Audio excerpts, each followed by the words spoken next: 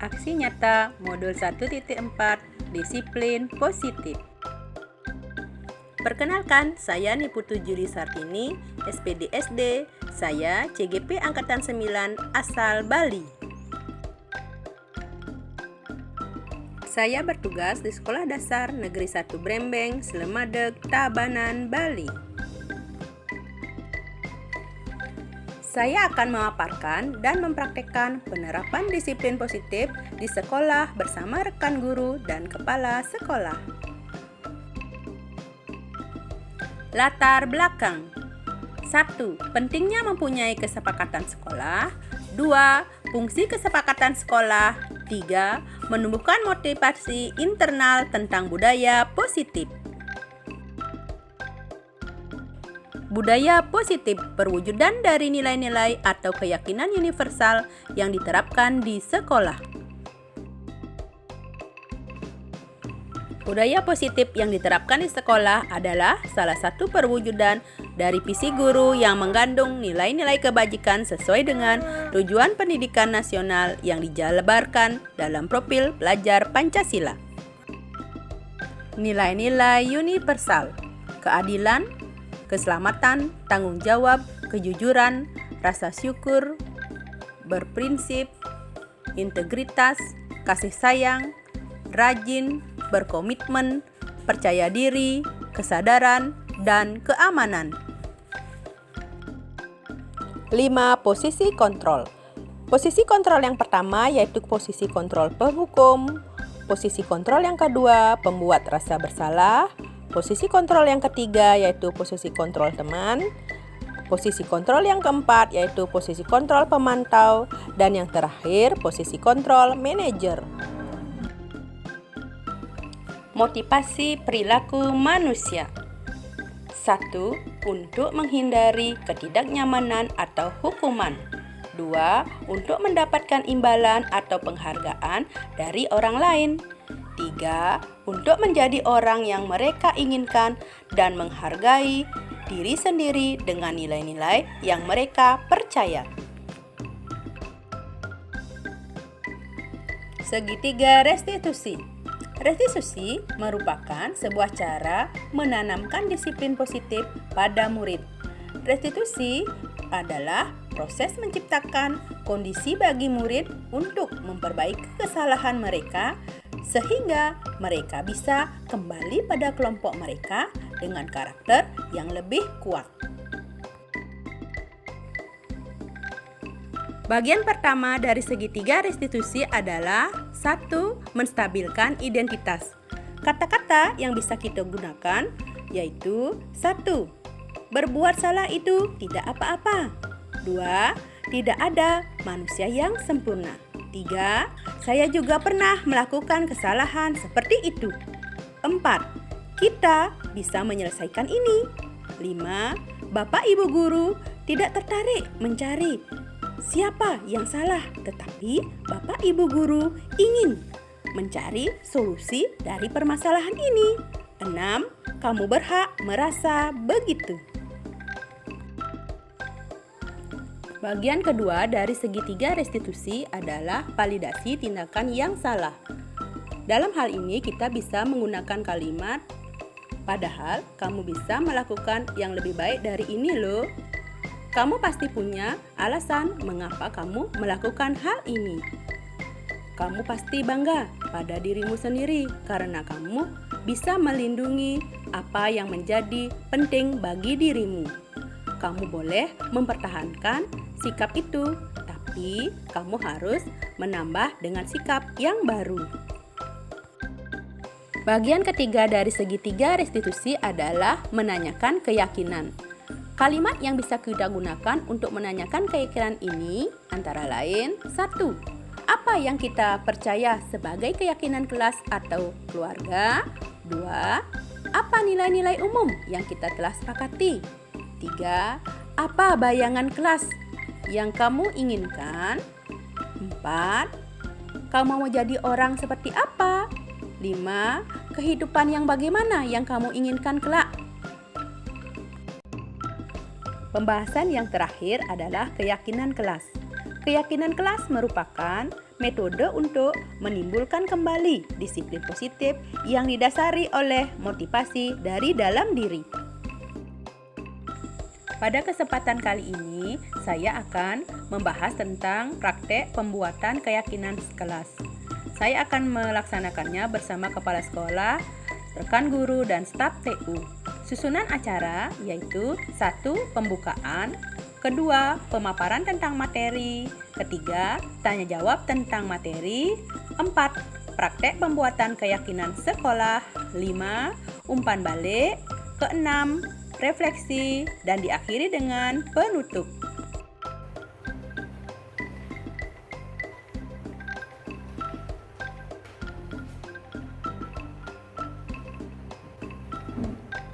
Om Swastiastu. Om Swastiastu. Terima kasih Ibu Kepala Sekolah yang saya hormati, dan juga teman-teman semua, teman-teman guru, rekan guru, dan TU yang saya cintai. Pada kesempatan ini saya akan melaksanakan tugas aksi nyata modul 1.4 tentang budaya positif.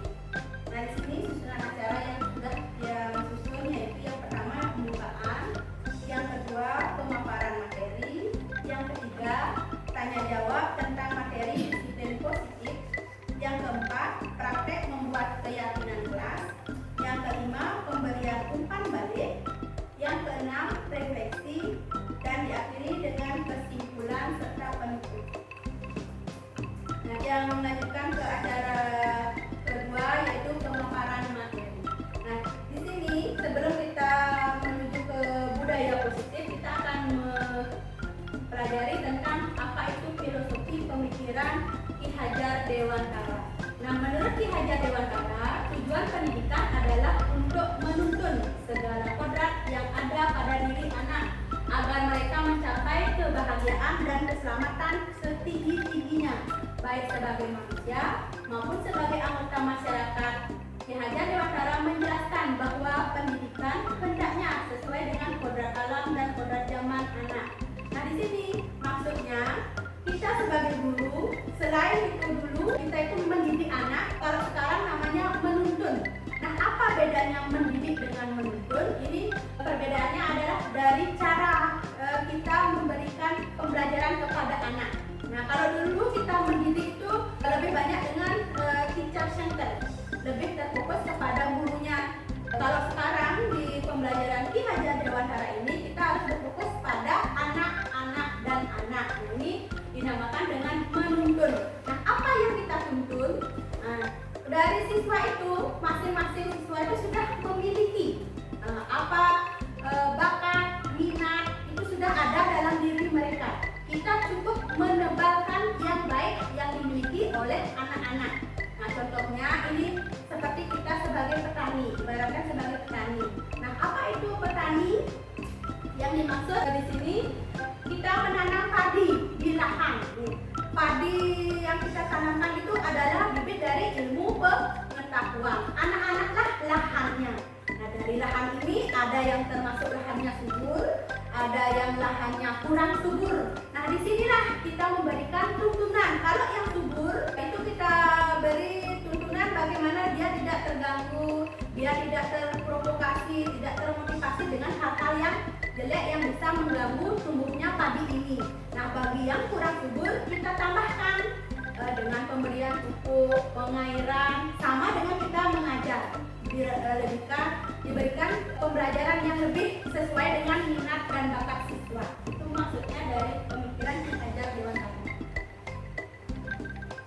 Untuk yang kedua, nah, di sini ada nilai dan peran guru penggerak. Di sini dari filosofi pemikiran Ki Hajar Dewantara di atas tadi, maka seorang guru harus memiliki nilai dan menjalankan perannya agar mampu memotivasi muridnya menuju kebahagiaan setinggi-tingginya melalui proses pembelajaran. Adapun nilai-nilai guru penggerak sebagai berikut: berpihak pada murid, mandiri, kreatif, reflektif, inovatif, dan kolaboratif. Nah, selain itu, guru penggerak juga memiliki peran sebagai itu menjadi pemimpin pembelajaran, menjadi coach bagi guru lain, mendorong kolaborasi, mewujudkan kepemimpinan murid, menggerakkan komunitas praktisi.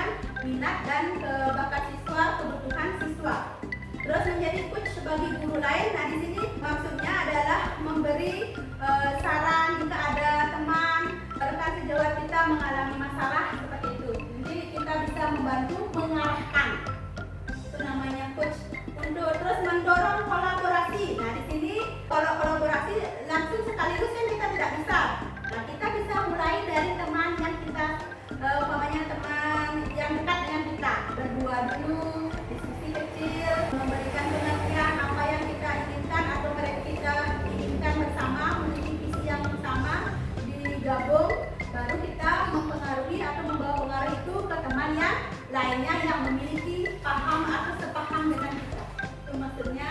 Terus mewujudkan kepemimpinan murid. Nah, di sini kita memberikan kesempatan kepada siswa untuk menunjukkan dirinya, menunjukkan prestasinya, menunjukkan bakatnya, yang itu.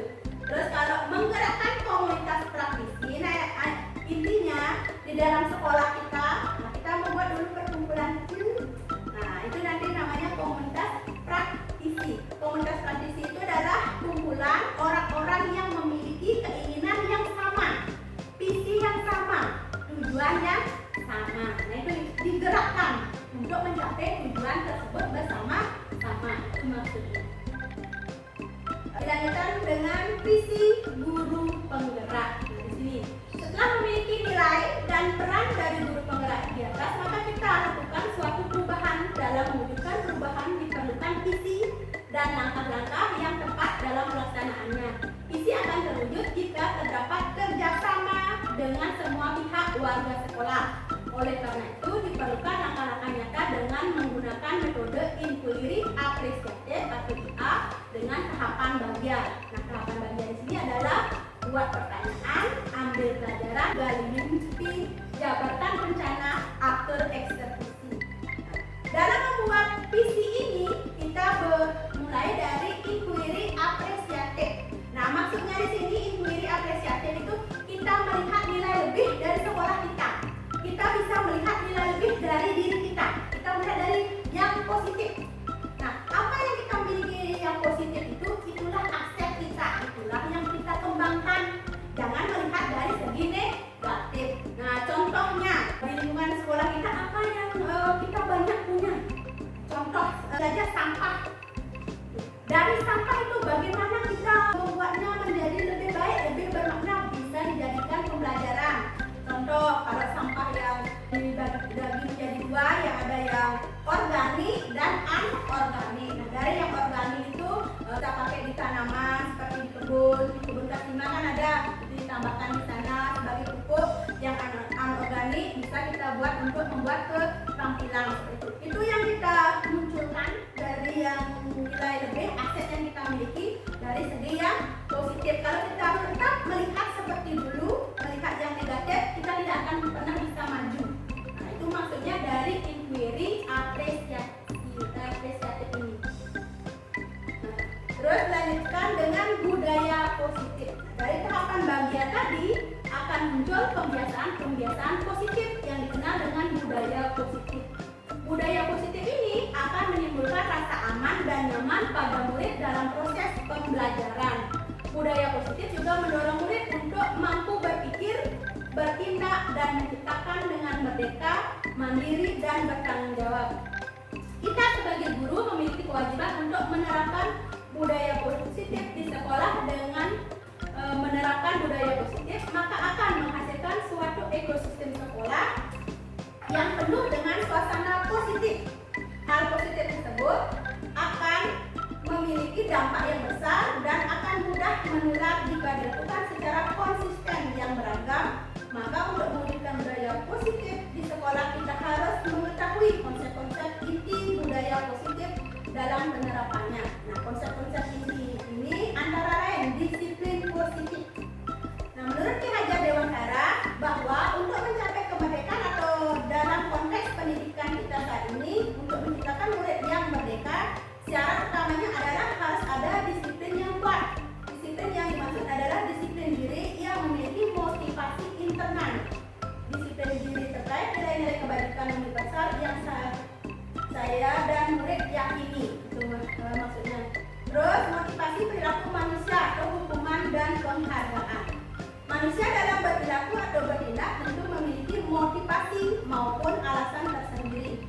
Motivasi tersebut bisa karena untuk menghindari rasa sakit atau ketidaknyamanan, atau disebut dengan hukuman, dan bisa juga karena ingin mendapatkan pengakuan berupa penghargaan.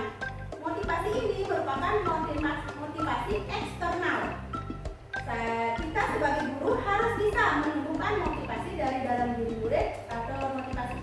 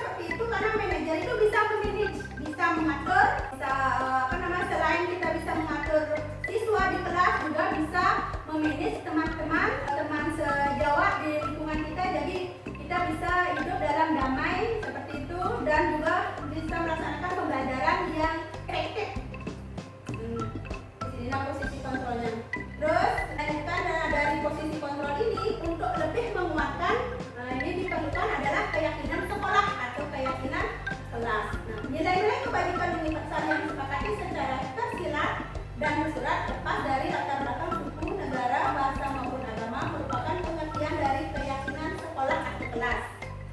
Nah, di sini kita akan mempraktekannya bagaimana membuat keyakinan kelas ini atau keyakinan sekolah kita.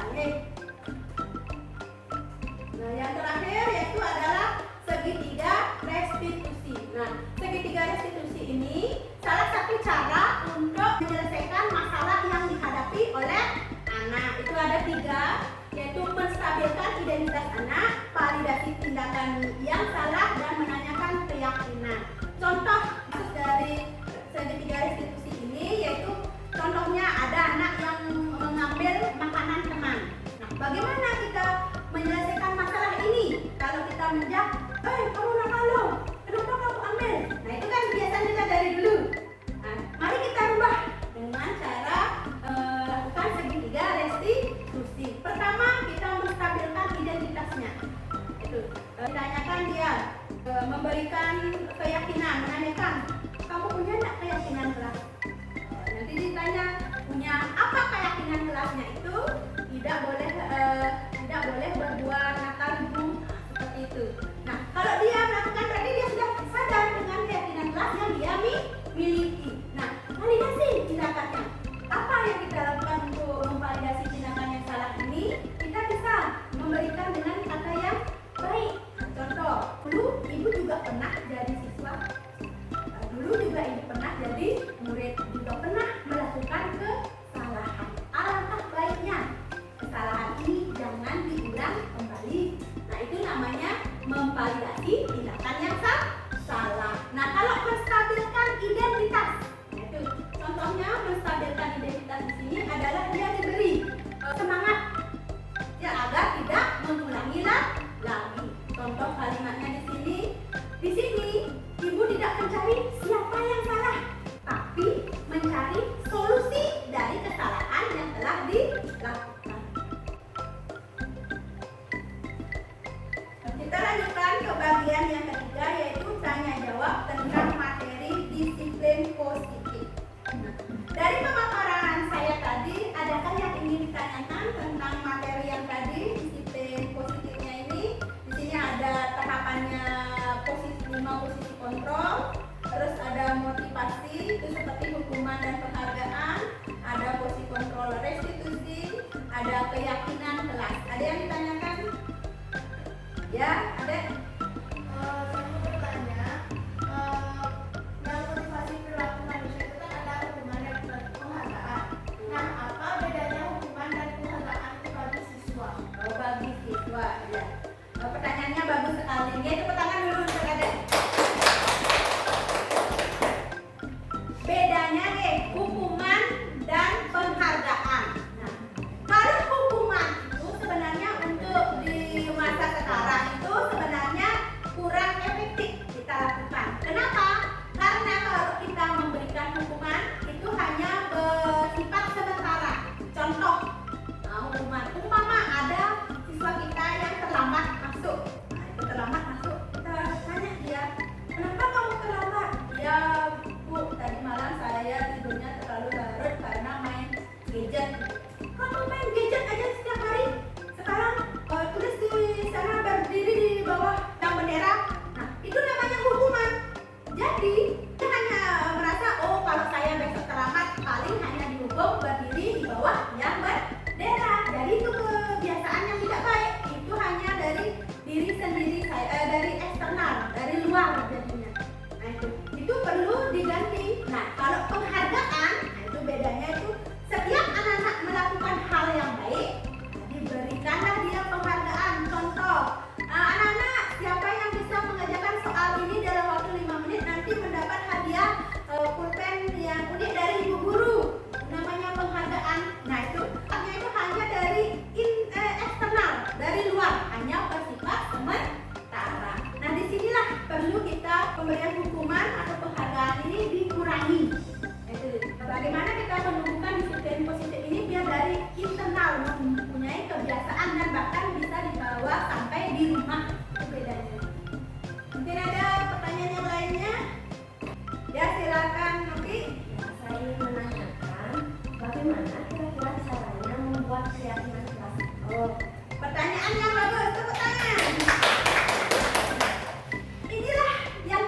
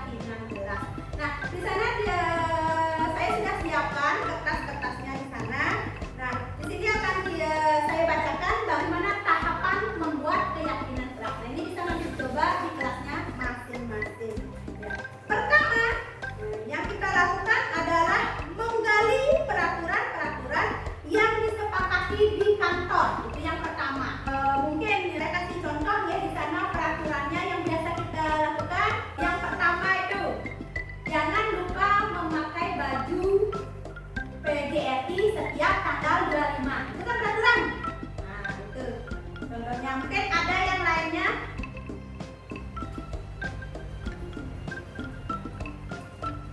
Peraturan yang lain?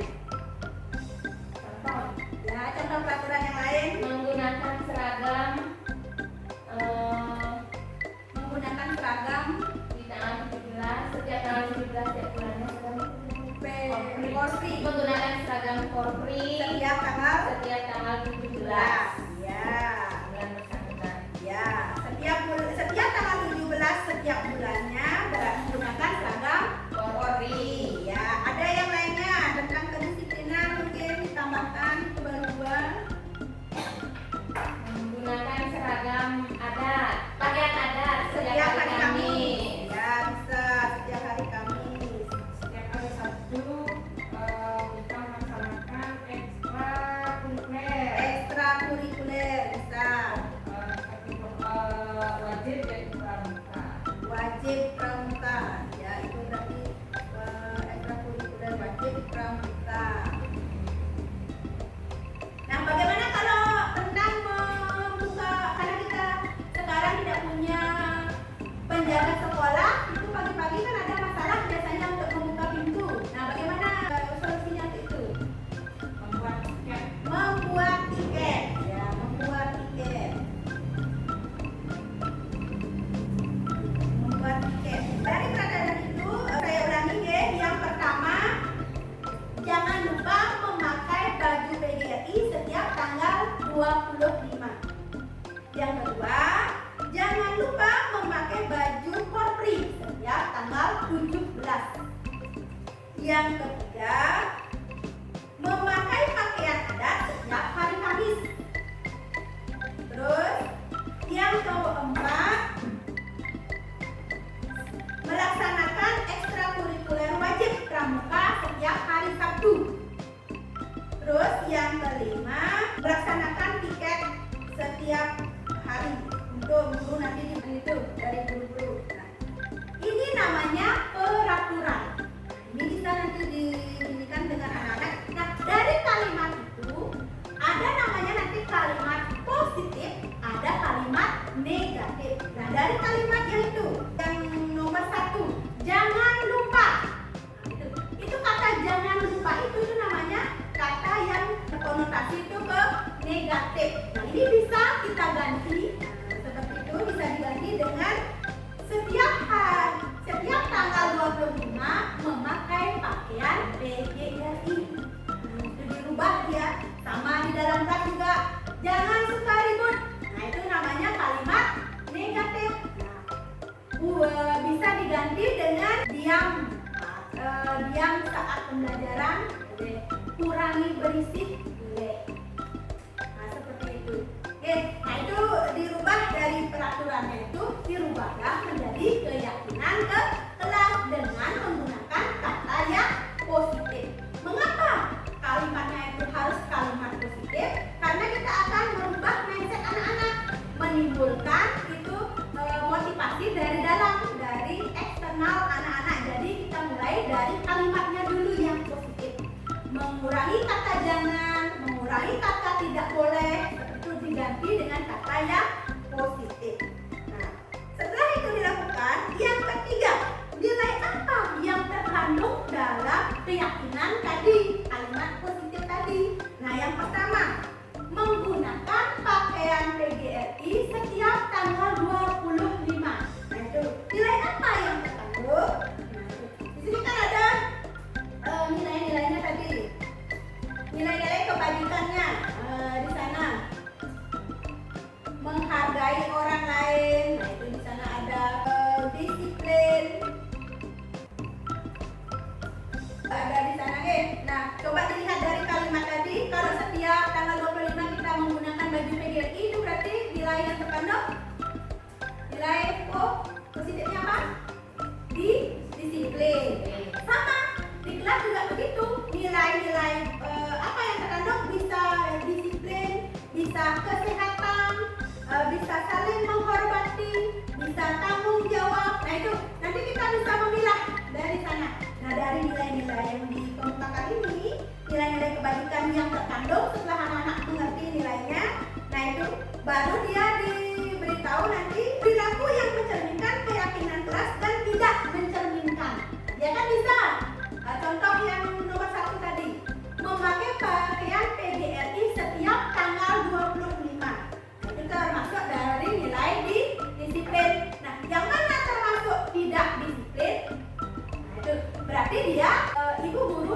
memakai pakaian PGI pada tanggal 25. Yang disiplin ibu guru memakai pakaian PGRI pada tanggal 25. Itu. Nah, di sana maksudnya, nah setelah itu nilai itu diketahui oleh anak-anak dari keyakinan kelas itu, barulah nanti keyakinan kelas itu disepakati bersama. Ya, yang ulangi kembali. Di sana pertama menggali peraturan-peraturan yang sudah ada. Setelah itu mengubah kalimat negatif menjadi kalimat positif. Setelah menemukan kalimat positif, tentukan nilai yang terkandung dari keyakinan yang sudah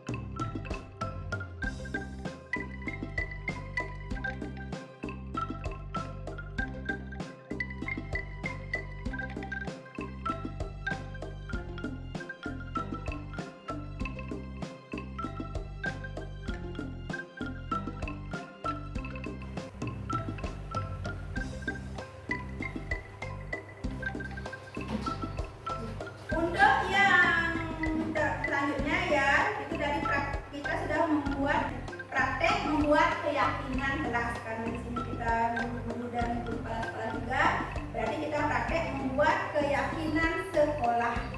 Dari kegiatan tadi saya akan bagikan ini form umpan balik, silakan diisi nanti sesuai dengan yang pembelajaran tadi. Apa yang sudah kita pelajari hari ini, terus apa yang merubah kita hari ini, ya, apa yang akan kita lakukan untuk kedepannya. Silakan tuliskan di sana apa yang kita pelajari hari ini, apa yang merubah diri kita, yang bisa merubah diri kita, terus apa yang akan kita lakukan. Silakan ditulis.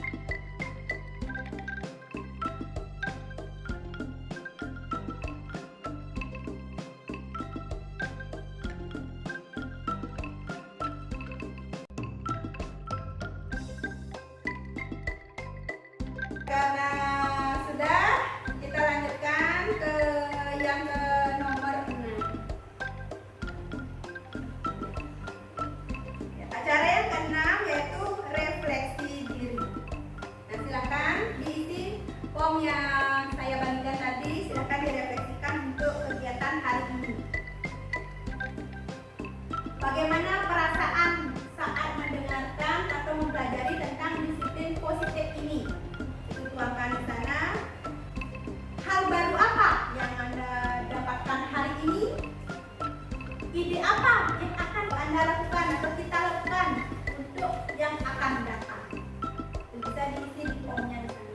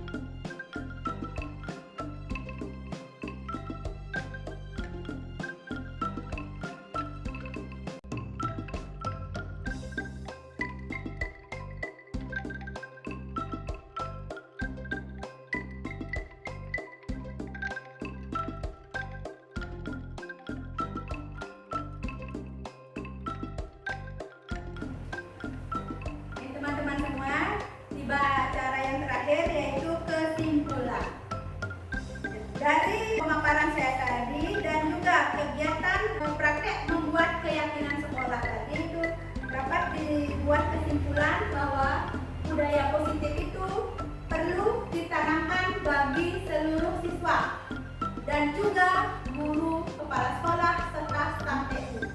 Kenapa kita harus mau berubah demi siswa dan siswa?